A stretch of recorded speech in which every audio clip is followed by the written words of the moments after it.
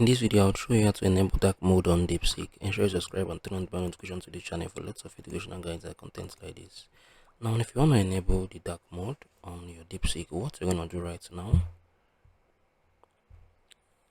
you're going to head over to your Deepseek, right? Once you're on Deepseek right now, you're going to see this my profile. Click on it. Once I've clicked on it, you're going to click on the settings. Then from here, you would see the theme, right? And on the theme, there's the light, there's the dark.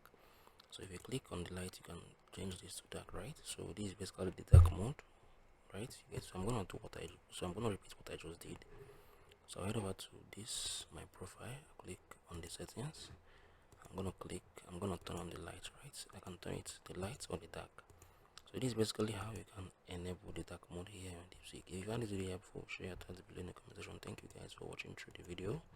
I'm gonna see you all in the very next one.